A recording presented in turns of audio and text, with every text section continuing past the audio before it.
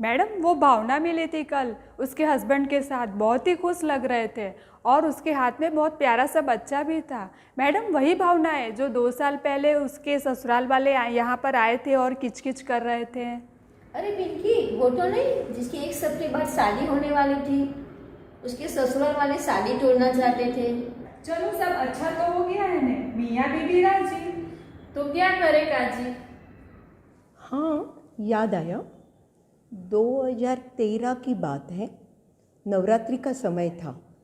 दोपहर के 2 बजे भावना के मम्मी पापा उसको लेके आए थे। उसको फिट्स आ गई बोल के। जब हकीकत पूछी तब मम्मी ने बताया कि एक्चुअली नवरात्रि को रात को 3 बजे तक वो गरबा खेल रही थी। सुबह जल्दी उठना पड़ा क्योंकि सैटरडे की स्कूल थी और उठते ही वो एक्चुअली पलंग पे ही थोड़ी सी पढ़ाई करने बैठ गई क्योंकि थोड़ा सा होमवर्क बारीकी था। और जब वो होमवर्क कर रही थी तो उसी टाइम पे एकदम गले से ज़ोर से आवाज़ आई और उसकी माँ वहाँ पे पहुँच गई। उसकी माँ ने देखा तो उसको ऐसे फिट्स आ रही थी।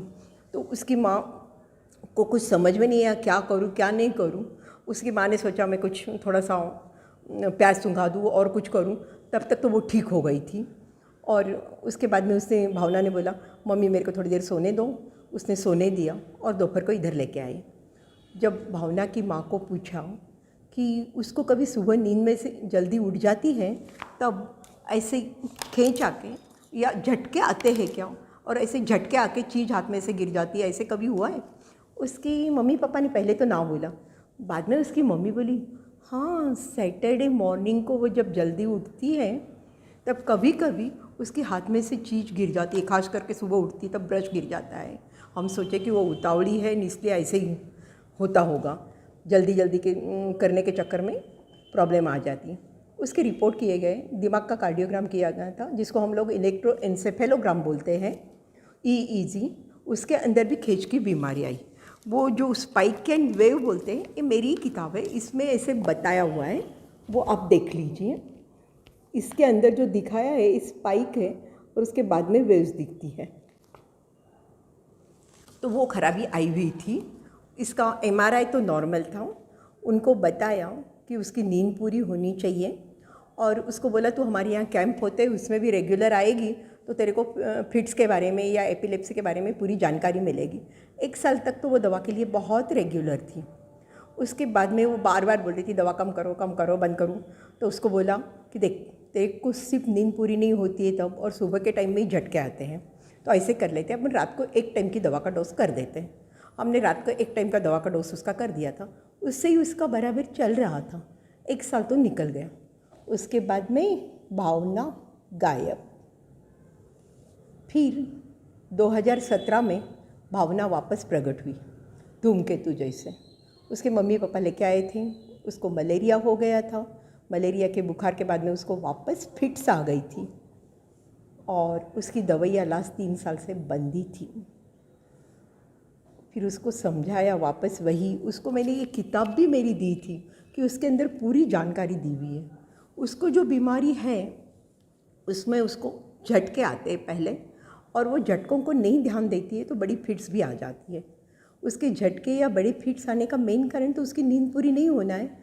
उसके सिवा स्ट्रेस से भी हो जाता है, ज़्यादा चाय कॉफ़ी आप परीक्षा के टाइम पे पीते हो तो भी आ जाते हैं, और कभी कोई अल्कोहल ले तो उससे भी हो जाता है, कभी बुखार आ गया, कभी कोई और दूसरी दवाइयाँ ले ली तो भी हो जाता है। उसको बहुत बार समझाया था पर भावना वापस नहीं आई। 19 की बात है, अप्रैल का महीना था। उस वक्त दोपहर के वक्त 4 जन एकदम अंदर आए। मेरे को कुछ समझ में नहीं आया कि वो ऐसे कैसे क्यों घुस के आए। मैडम मुझे याद आ गया। उन्होंने कहा हमें पेशेंट को नहीं दिखाना है, सिर्फ 1 मिनट के लिए डॉक्टर्स को मिलना है, इसीलिए हमने उसे अंदर भेज दिया। वो 4 जन अंदर एकदम घुस गए थे। एक दुबला पतला लड़का, उसके साथ शायद उसकी बहन, मम्मी पापा, ऐसे तो साधारण घर के लग रहे थे। सबके सब बहुत गुस्से में लग रहे थे। उतने में अंदर आते आते ही उसकी मम्मी एकदम बोली आप भावना पटेल को पहचानते हो? उसके कारण हमारी लड़के की ज़िंदगी ख़त्म हो जाती। अभी तो वो मेरा लड़का शायद बच जाएगा, उसके बारे में आप बताओ। मैं शॉक में। मैंने बोला कौन भावना पटेल? देखो मेरी सेक्रेटरी है ना, उसका नाम भी भावना पटेल ही है। ऐसे तो कितने सारे भावना पटेल होंगे, उससे थोड़ी मालूम पड़ेगा। तब तक वो लड़का शर्माता हुआ बोला, मैडम मेरे पास ये फ़ोटो है, आप फ़ोटो देखो। बहुत प्यार से उसने मेरे हाथ में फ़ोटो देखा। एक स्मार्ट लड़की का फ़ोटो था। मैंने फ़ोटो देखा। मैं कि पर इसका और मेरा क्या संबंध है? तब तक उसकी बहन बोली, देखो हमारे पास एक लेटर आया हुआ है। इस लेटर में लिखा है कि इस लड़की को फिट्स की बीमारी है, एपिलेप्सी है, मिर्गी के दौरे आते हैं, कहीं पे ही गिर जाती है, कुछ भी काम करने लायक नहीं है। और आप और तो और क्या बताऊँ, उसको कभी बच्चा भी अच्छी तरह से नहीं हो सकेगा। मैं कि देख ऐसे तो मुझे कुछ लगता नहीं है, और ऐसे में कोई पेशेंट के बारे में कैसे बोलूँ? जिसने लेटर लिखा या तो तुम्हारा बहुत ज़्यादा हितचिंतक है या उसका दुश्मन। अब जो भी है, मैं उस लड़के को पूछा, बेटा तुम्हें भावना पसंद है? तो वो लड़के ने शर्माते हुए बोला, मैडम भावना बहुत ही अच्छी लड़की है, मुझे तो बहुत पसंद है। वो तो जॉब भी करती है, और उसके साथ में मेरी एंगेजमेंट होके 6 महीने हो गए, तो हर इतवार को हमारे घर पे आती है, सब घर का काम करके जाती है, और सब लोग उसको बहुत पसंद करते हैं। मैं क्या देखो तुम्हारा नाम बता दूँ? वो बोला राजू। मैं क्या राजू, अगर तुम्हारे को भावना इतनी पसंद है तो ऐसे कर लो, कल दोपहर को तुम भावना को वो यहाँ आने को बोल दो और सबके सब साथ में आ जाओ, उसके साथ बात करते फिर ही पता लगेगा। फिर दूसरे दिन दोपहर को 3 बजे भावना उसकी बहन के साथ और ये चारों आए। भावना की रो रो के आंखें एकदम लाल हो गई थी। भावना कुछ बोलने को तैयार नहीं थी, पर उस टाइम पे राजू स्ट्रांगली बोला, मेरे को भावना ने सब हकीकत बता दी है। 2013 की आई हुई फिट्स, 2017 की फिट्स, और वो दवाइयाँ नहीं ले रही थी, ये भी बता दिया है। और अभी उसकी मम्मी पापा पोरबंदर कार्ड्स बांटने गए हुए हैं, तो उसको सुबह जल्दी उठना पड़ता है, घर का काम करना पड़ता है, फिर हम लोग भी रात को गप्पे लगाते रहते हैं। तो परसों के दिन रात को हम लोग 1 बजे तक गप्पे लगा रहे थे, और सुबह वो 6 बजे उठी, उसमें वो गिर गई फिट्स आके।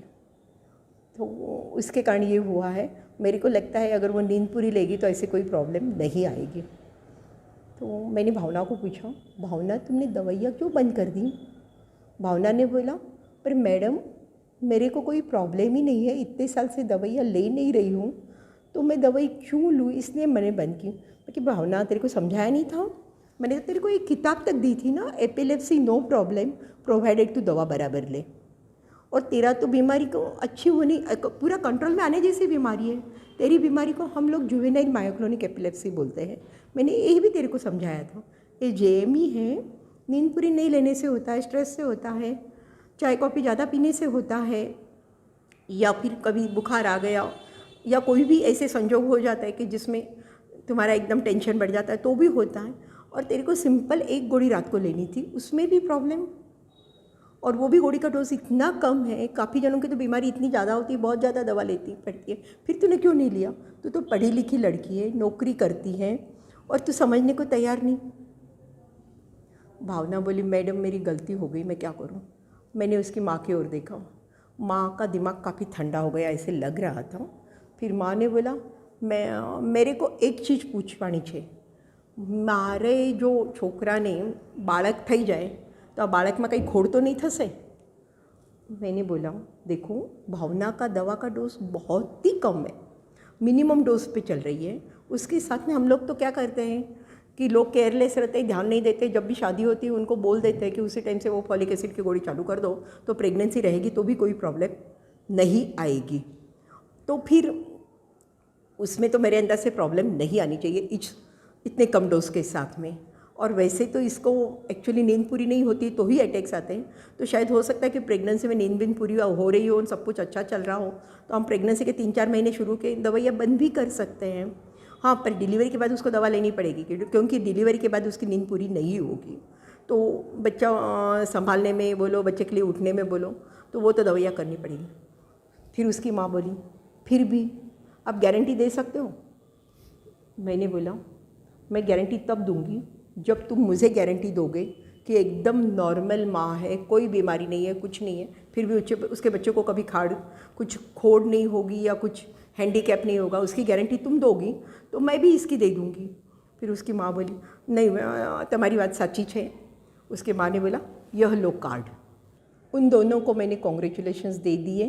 अब मैं सब लोगों को एक ही चीज़ बताना चाहती हूँ कि अगर जुवेनाइल मायोक्लोनिक एपिलेप्सी है, यानी सुबह उठ के झटके आते हैं, नींद पूरी नहीं हो तो ऐसे पेशेंट में भी अगर समझो आपको काफ़ी बार सिंगल डोज दवा लेने से भी आप अच्छे से रह सकते हो।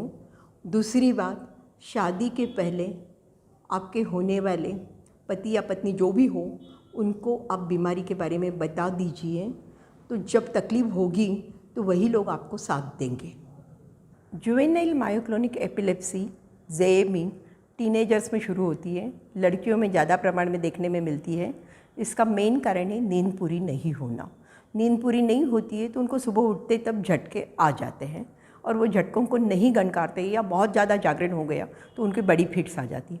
उसके सिवा दूसरे कारण हैं, आप ज़्यादा चाय कॉफ़ी खास करके परीक्षा के टाइम पीते हो या कोई उत्तेजक दवा लो तो उसके कारण आ सकते हैं, एक्सट्रीम टेंशन के कारण आ सकते हैं, अल्कोहल पीने से भी आ सकता है, कभी बुखार आ गया तो उसके कारण भी आ जाता है, बहुत सारी दवाइयों से भी आ जाता है। इस जुवेनाइल मायोक्लोनिक एपिलेप्सी में जो 2-3 दवाइयाँ आती है, वेल्प्रोएट, लिवेटिरासिटाम, लेमोट्रिजीन, ये काम करती है। पर उसके सिवा दूसरी फिट्स की दवा जैसे कार्बामेजेपिन या गैबापेंटीन या दूसरी कोई ऐसी दवाइयाँ आप ले लो तो उससे ये झटके कभी बढ़ भी जाते हैं। सो ये बीमारी का आपका निदान बराबर होना ज़रूरी है। अगर आपको डॉक्टर पूछते हैं तो आप सोच के बता दीजिए अगर आपको कभी बड़ी फिट्स आने के पहले ऐसे झटके आए हैं क्या।